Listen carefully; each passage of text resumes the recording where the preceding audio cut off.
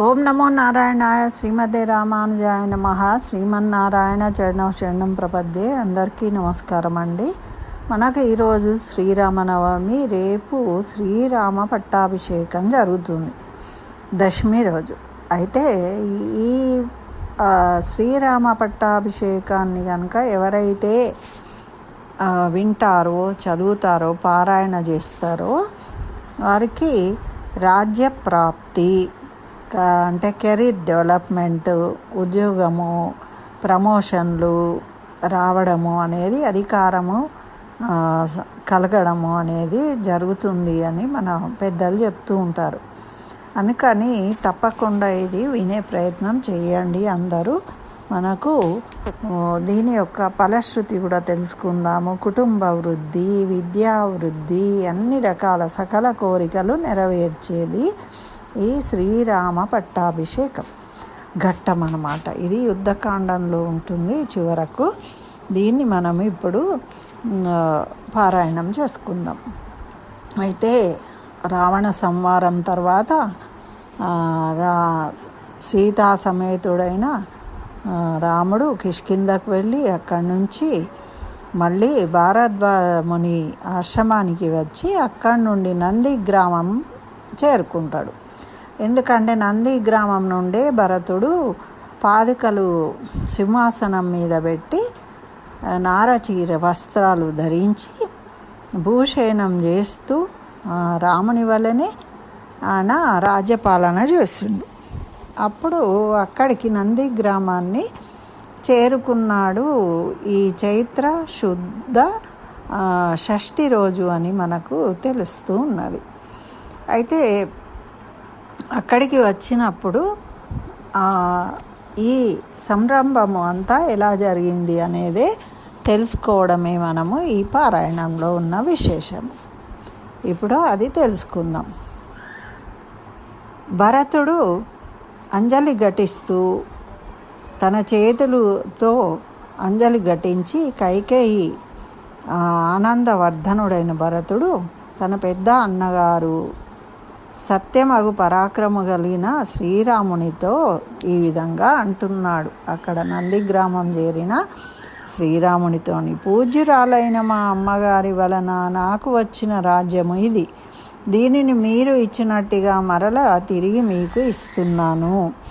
బలమైన ఎద్దు వలె మోయదగిన ఈ బరువును లేగదూడ వలె ఒక్కడిగా ఉన్న నేను మోయలేకపోతూ ఉన్నాను.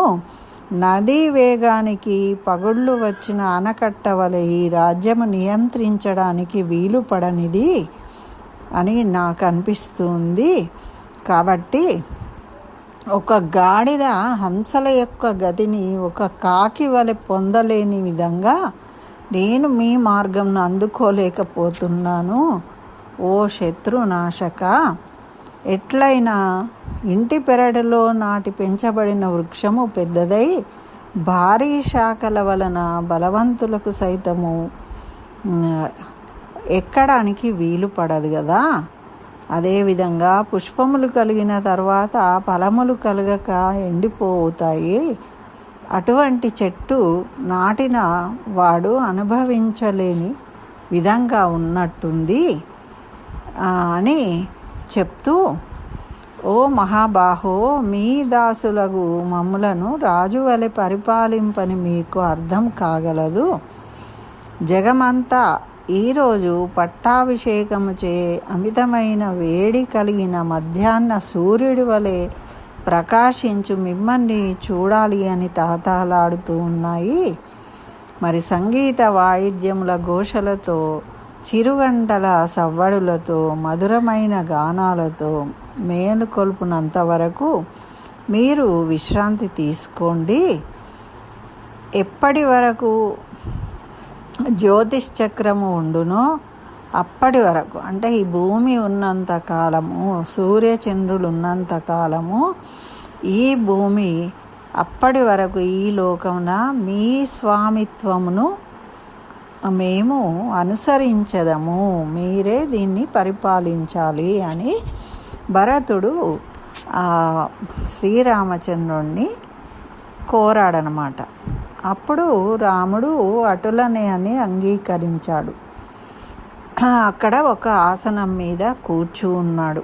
తర్వాత శత్రుఘ్నుని సూచన మేరకు నైపుణ్యం కలిగిన తమ మృదువైన హస్తములతో వేగంగా పనిచేయగల క్షురకులు రాఘవుని వద్దకు వచ్చి ముందుగా భరతుడు స్నానం ఆచరింపజేసిండట అన్నకు. మహాబలుడగు లక్ష్మణుడు, వానరరాజు సుగ్రీవుడు, రాక్షసరాజు విభీషణుడు స్నానం చేశారు.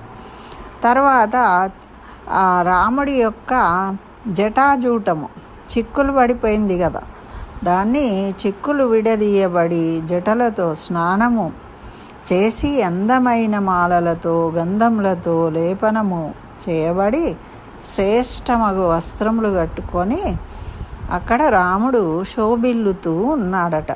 వీళ్ళందరూ స్నానాలు చేసి వచ్చే వరకు ఆ రాముని యొక్క అలంకారమును వీర్యవంతుడు, లక్ష్మీత్వము కలిగిన ఇక్ష్వాకు వంశవర్ధనుడు శత్రుఘ్నుడు లక్ష్మణునికి కూడా తయారు చేస్తూ ఉన్నాడు. అంటే అన్నలకు తమ్ముళ్ళు అలంకరిస్తూ ఉన్నారు. సీత యొక్క అలంకరణను దశరథ స్త్రీలు, అంటే దశరథుని యొక్క భార్యలు, అత్తగారులు తమకు తాము చేసుకున్నట్లు మనోహరంగా అలంకరించారట. తర్వాత వానర పత్నులందరూ కూడా పుత్రవాత్సల్యం చేత ఆనందభరితురాలైన కౌసల్య ఉత్సాహంగా అలంకారం చేసింది. అంటే వానరులు కూడా వచ్చిండ్రు కదా, వాళ్ళ భార్యలు ఉంటారు, వాళ్లకు కూడా కౌసల్యాదేవి పుత్రవాత్సల్యంతో అలంకారం చేసింది. తర్వాత శత్రుఘ్నుని ఆదేశము మేర సుమంత్రుడు అను పేరు గల రథసారథి సర్వాలంకారములు చేయబడిన రథాన్ని తీసుకువచ్చిండు నంది గ్రామానికి. సూర్యమండలం వంటి శోభ కలిగిన దివ్యమైన రథంను తన ఎదురుగా చూచిన మహాబాహువు సత్యపరాక్రమవంతుడు అయిన రాముడు దానిని అధిరోహించాడు. అప్పుడు సుగ్రీవుడు మరియు హనుమంతుడు మహేంద్రుని వంటి శోభగలవారై స్నానము చేసి దివ్యమైన వస్త్రములు కట్టుకొని శుభకరమైన చెవి కుండలములు పెట్టుకున్నారట. గొప్ప ఆభరణములు మరియు శుభకుండలములు పెట్టుకొని వచ్చిన సుగ్రీవ పత్ని మరియు సీత నగరము చూడడానికి ఉత్సాహపడేరాట. వాళ్ళు అయోధ్యందు దశరథరాజు యొక్క మంత్రులు పురోహితుల సూచనలను అనుసరించి అర్థవంతంగా ప్రణాళికను సిద్ధం చేసుకున్నారు. ఎలా వెళ్ళాలి, ఏం చేయాలి అనేది ప్లాన్ చేసిండ్రట. అశోకుడు, విజయుడు మరియు సుమంత్రుడు కలిసి రాముని యొక్క అభివృద్ధి శ్రేయస్సు కొరకు నగరమునందు శ్రద్ధగా మంతనాలు చేసిండ్రు. ఏవేవి చేస్తే బాగుంటుంది అని వాళ్ళందరూ ఆలోచించారట. మహాత్ముడైన శ్రీరాముని పట్టాభిషేకం కొరకు విజయ సూచికగా చేయవలసిన అన్ని మంగళకరమైన పనులను చేయండి అని ఆజ్ఞాపించారు అని ఆ మంత్రులకు అందరూ పురోహితులకు తగు సూచనలు చేసిండ్రు. శ్రీరామ దర్శనము కొరకు నగరము నుండి బయలుదేరారట. ఉత్తమమైన రథమునందు 1000 కనుల వాని వలె కళంకరహితుడుగా రాముడు స్వారీ చేస్తూ ఉన్నాడు. ఆ రథాన్ని అధిరోహించి వెళ్తూ ఉన్నారు. భరతుడు పగ్గాలను, శత్రుఘ్నుడు ఛత్రమును పట్టుకున్నాడు. లక్ష్మణుడు వ్యజనమును అంటే విసనకర్ర పట్టుకుని రామునికి గాలి వీస్తూ ఆ విధంగా సేవలు చేస్తూ ఉన్నారు అన్నగారికి. తెలుపు రంగు వాలవ్య జనమును అంటే చామరము ముందు వైపున చంద్రప్రభ కలిగిన రాక్షసరాజు విభీషణుడు పట్టుకున్నాడట ఆ చామరాన్ని. అప్పుడు ఆకాశమునందు ఋషి సమూహములు, దేవతలు, మరుద్గణములు చేయుచున్న రాముని యొక్క కీర్తనలు మధురంగా వినిపిస్తున్నాయి. అప్పుడు శత్రుంజయ అను పర్వతం వంటి ఏనుగును మహాతేజోవంతుడు వానరముఖ్యుడు అయిన సుగ్రీవుడు అధిరోహించాడట. 9,000 ఏనుగులను అధిరోహించి వెంట వెళుతున్న వానరులు మనుష్య రూపమున సర్వాభరణములతో కనిపిస్తూ ఉన్నారు. ఇక్కడ అందరికీ ఆభరణాలు, వస్త్రాలు ధరింపజేసిండ్రు. మానవ శరీరాన్ని పొందారు వాళ్ళు, ఆ వానరులందరూ. శంఖం యొక్క శబ్దము మరియు దుందుబి యొక్క ధ్వనులు మారుమ్రోగుతుండగా పురుష వ్యాఘ్రము అంటే పురుషులలో పులి వంటి వాడు భవనముల మాలల కలిగిన అయోధ్యాపురం నందు వెడల్తూ ఉన్నాడు. అంటే భవనాలు ఆ విధంగా మాల గుచ్చినట్టు అందమైన మాలలుగా కనిపిస్తున్నాయట భవనాలన్నీ కూడా. ముందు పరిచారికలతో వచ్చుచున్న రాఘవుడు అందమైన రూపంతో అతిరథుని వలె కనిపిస్తూ ఉన్నాడు. తనకు జేజేలు పలుకువారిని రాముడు తిరిగి పలకరిస్తూ ఉన్నాడట. వారు కూడా సోదరులు చుట్టూ ఉన్న రాముడిని అనుసరిస్తూ ఉన్నారు. అందరూ కూడా అక్కడ రాముడు వస్తూ ఉంటే అక్కడ నిలబడి చూసే వాళ్ళందరూ కూడా వీళ్ళతోని కలిసి నడుస్తూ ఉన్నారు. మంత్రులు, బ్రాహ్మణులు మరియు పౌరులు చుట్టూ ఉన్న ప్రకాశవంతుడగు రాముడు నక్షత్రముల మధ్య చంద్రునిలాగా శోభిస్తూ ఉన్నాడట. ముందు వైపు నడుస్తున్న వారు తాళములు, స్వస్తిక వాద్య పరికరాలను హస్తములలో పట్టుకొని ఆనందకరంగా, మంగళకరంగా కీర్తనలు ఆలాపిస్తున్నారట.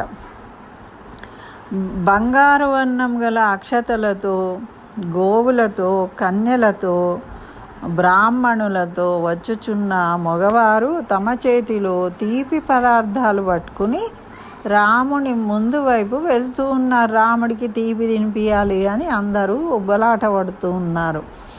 రాముడు సుగ్రీవునితో స్నేహమును, హనుమంతుని బలమును, వానరులు చేసిన మహత్ కార్యములను, రాక్షసులు మరియు వారి బలములను, విభీషణునితో జరిగిన సమావేశాన్ని మంత్రులకు తెలియజెప్తూ ఉన్నాడు.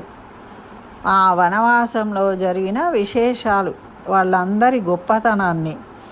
ఇది వినిన అయోధ్యాపురవాసులు ఆశ్చర్యపోతూ ఉన్నారట. ఓహో, ఇవన్నీ జరిగాయా అని. ప్రకాశవంతుడైన రాముడు వాటిని గుర్తు చేసుకొని ముచ్చటిస్తూ వానరములతో కలిసి ఆనందభరితమైన జనసందోహంతో అయోధ్యలో ప్రవేశించాడు. తర్వాత పౌరులు పతాకములను తమ తమ గృహములపై ఎగురవేశారు. రమ్యము ఇక్ష్వాకు రాజగృహము అయిన తన తండ్రి గృహానికి వెళ్ళాడు రాముడు అయోధ్య చేరుకోగానే. తర్వాత ఆ రాజపుత్రుడగు రఘునందనుడు ధర్మము పాటిస్తూ భరతునితో అర్థవంతమైన వచనాన్ని ఈ విధంగా పలికాడు. పితృగృహం నందు ప్రవేశించిన మహాత్ముడు కౌసల్య, సుమిత్ర మరియు కైకేయిలకు నమస్కరించాడట ఫస్ట్. తర్వాత నాయీ భవనము శ్రేష్టమైనది భరత, అశోకవనములతో కూడి ఉన్నది, ముత్యములు మరియు వైడూర్యములతో పొదగబడి ఉన్నది.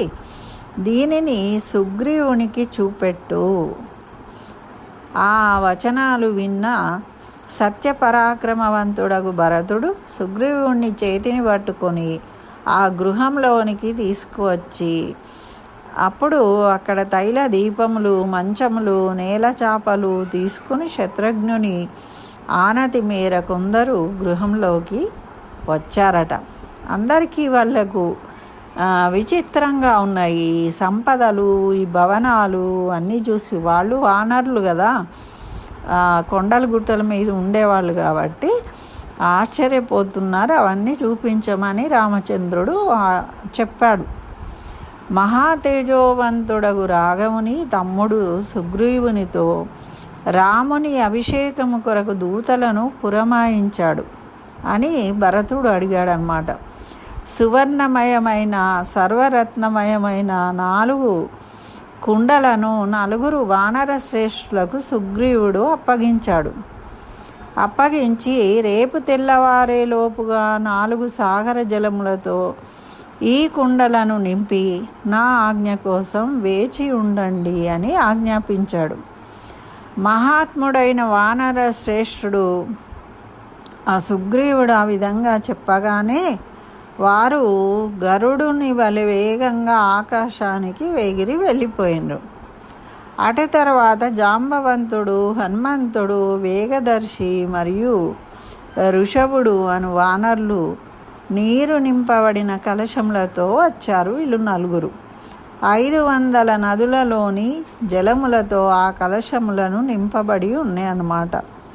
తూర్పు సముద్రం యొక్క నీటిచే నింపబడిన రత్నమయమైన కలశమును సత్వగుణ సంపన్నుడైన సుషేనుడు తీసుకొచ్చాడు.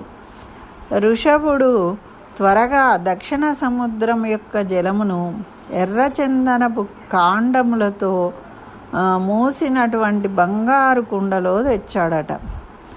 గవయుడు పశ్చిమ మహాసముద్రం యొక్క చల్లటి జలమును రత్నభూషితమైన కుంభములో వాయువేగంగా తెచ్చాడట. ఉత్తరమందున్న జలమును శీఘ్రంగా గరుడ మరియు వాయు విక్రమము గల ధర్మాత్ముడు సర్వగుణ సంపన్నుడు అయిన నలుడు తెచ్చాడట. అలా వానర శ్రేష్ఠులచే రామపట్టాభిషేకము కొరకు తీసుకురాబడిన జలముల గురించి శత్రుఘ్నుడు తన మంత్రులతో కలిసి పురోహిత శ్రేష్ఠులకు మరియు వారి సహచరులకు తెలిపాడు.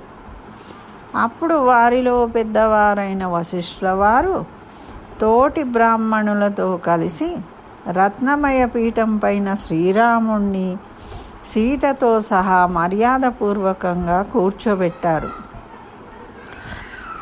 వశిష్ఠుడు, వామదేవుడు, జాబాలి, కశ్యపుడు, కాత్యాయనుడు, సుయజ్ఞుడు, గౌతముడు మరియు విజయుడు నరవ్యాఘ్రమును సంతోషభరితముగా సుగంధభరితమైన జలములతో అష్టవసువులు సహస్రాక్షునికి చేసినట్లు అభిషేకం చేశారు. ఆ నీళ్లతోని ఋత్విక్కులు మొదట బ్రాహ్మణులతో, తర్వాత కన్యలతో, మంత్రులతో, యోధులతో, ఆనందంగా ఉన్న పట్టణవాసులతో అభిషేకం చేయించారు.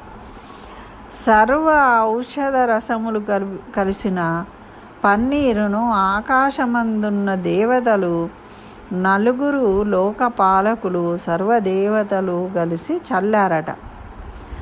బ్రహ్మచే పూర్వము నిర్మించినటువంటి కిరీటము రత్నముల శోభతో ఉన్నదట. దీంతో చాలా కాలం క్రితము మనువుకు పట్టాభిషేకం చేయుట వలన తేజస్సు చే దీప్తమై ఉన్నదట ఆ కిరీటం.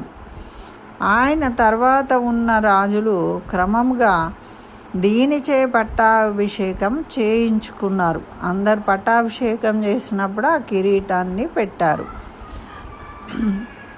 సభయందు బంగారపు వర్ణపు శోభతో మహాధనవంతమగునది వివిధ రత్నముల చేత చిత్రముగా మంచి శోభను కలిగి ఉన్నది. నానా రత్నముల చేత పొదగబడింది.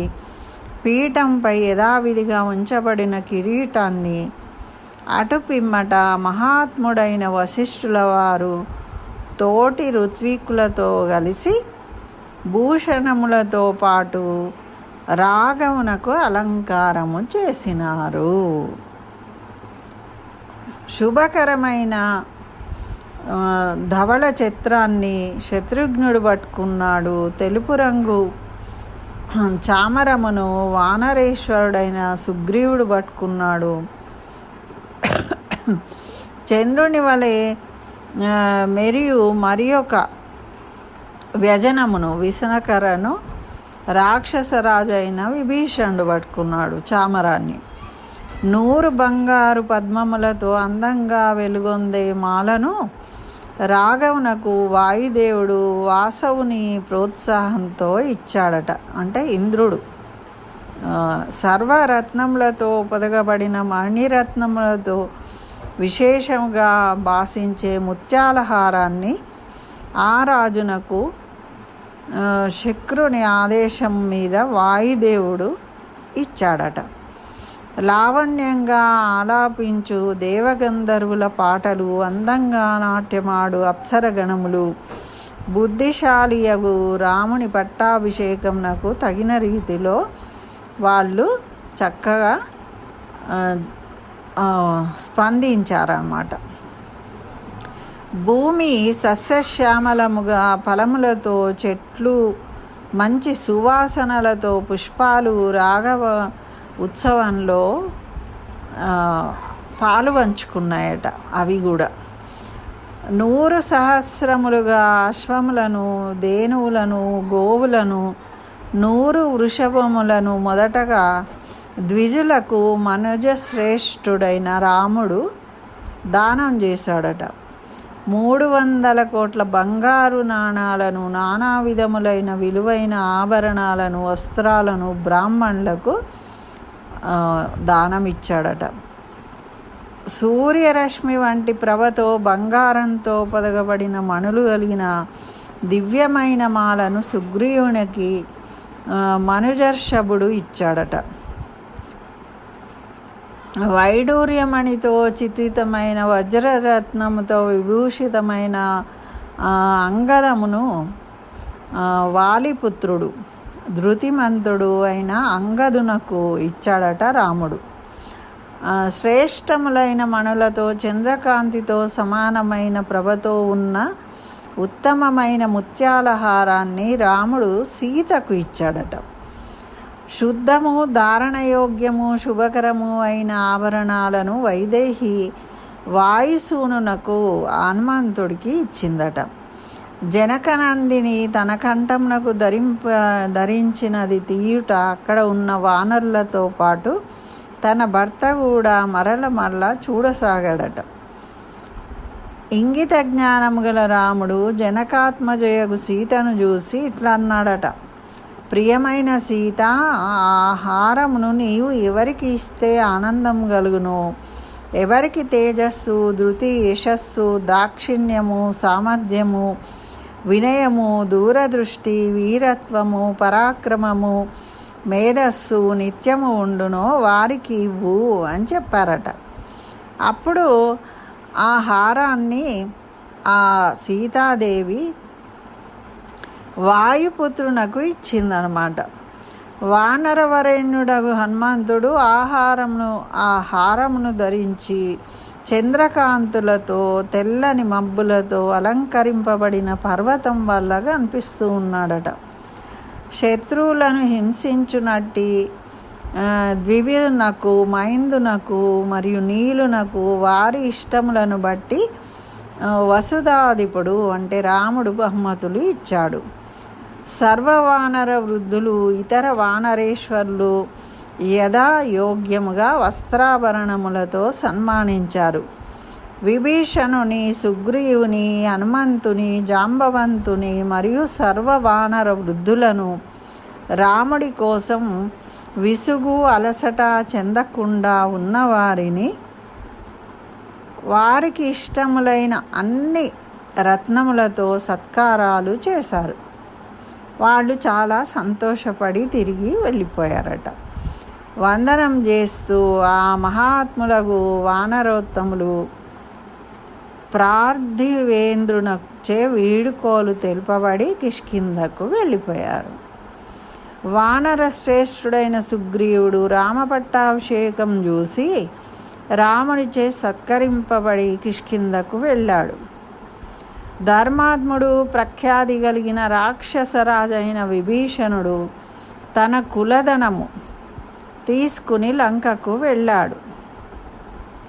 అఖిల రాజ్యములు శాసించగల శత్రువులను సంవరించిన మహాయశస్సు కలిగిన రాఘవుడు పరమ ఔదార్యంతో, పరమ ఆనందంతో ధర్మజ్ఞుడైన లక్ష్మణునితో ధర్మవత్సలుడగు రాముడు ఏమన్నాడంటే, ధర్మజ్ఞ, నాతో పాటు ఈ భూమిని పూర్వరాజులు సైన్యంతో కూడి పాలించినట్లు, నేను మన పితరుల నుంచి పొందినట్లు నీవు కూడా యువరాజు వలె రాజ్యభారమును తీసుకొనుము అని చెప్పాడట.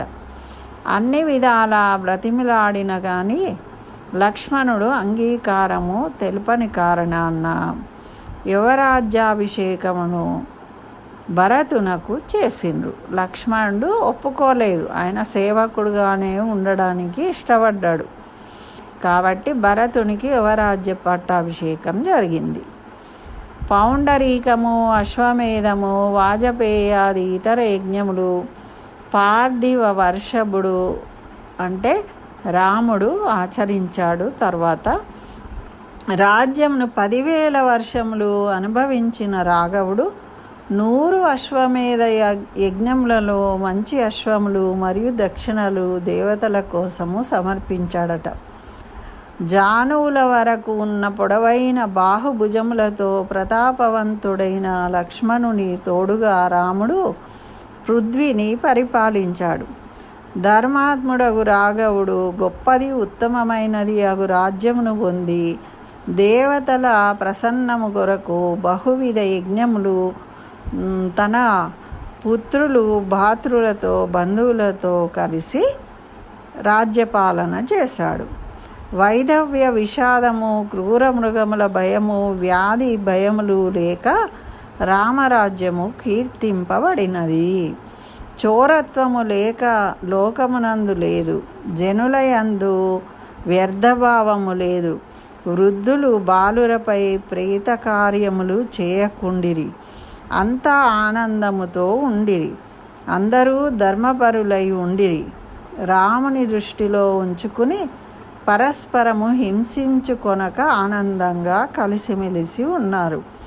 ఈ విధంగా 1000 వర్షములతో 1000 మంది పుత్రులతో అనారోగ్యము లేక శోకము లేక రామునిచే రాజ్యము పాలింపబడినది. రామ రామ రామ అని రాముని గురించి, రామరాజ్యము గురించి ప్రజలు చర్చించుకొనేవారు. జగత్తంతా రామరాజ్యమని కీర్తించింది. నిత్యము పుష్పములు ఫలములతో మరియు విస్తృతమైన కొమ్మలతో చెట్లు ఉండేవట. మబ్బులు సకాలమందు వర్షించేవట. మారుతము సుఖస్పర్శతో వీచేదట. బ్రాహ్మణులు, క్షత్రియులు, వైశ్యులు, శూద్రులు లోభము లేక తమ తమ కర్మలయందు ఆనందంగా ప్రవర్తించేవాళ్ళట. ప్రజలు ధర్మవర్తులై అనృతములు అనక రామరాజ్యమున అందరూ మంచి లక్షణములతో ధర్మపరాయణులై ఉండిరట. 10,100 వర్షములు తన భాతృలతో కలిసి శ్రీరాముడు రాజ్యపాలనను చేశాడు. ఇది రామ పట్టాభిషేక ఘట్టంలో మనకు తెలుపబడింది. దీన్ని చదివినా విన్నా మనకు శుభాలు జరుగుతాయి అని మన పెద్దలు ఫలశ్రుతిని ఇచ్చారు. కుటుంబ వృద్ధిం ధనధాన్య వృద్ధిం శ్రియశ్చ ముఖ్యా సుఖముత్తమంచ శ్రుత్వా శుభం కావ్యమిదం మహార్థం ప్రాప్నోతి సర్వాం భువి చార్ద సిద్ధిం ఆయుష్యమారోగ్యకరం యశస్యం సౌభ్రాతృకం బుద్ధికరం సుఖంచ శ్రోతవ్యమేతన్నియమేవ సద్భిరాఖ్యా నమోజస్కర మృద్ధికాయై. ఇది ఫలశ్రుతి. ఇత్యార్ధే శ్రీమద్ రామాయణే వాల్మీకే ఆదికావ్యే 24 సహస్రికాయాం సంహితాయాం యుద్ధకాండే శ్రీరామపట్టాభిషేకో నామ 31 సర్గ సమాప్తము. సర్వం శ్రీకృష్ణ చరణారవిందార్పణమస్తు.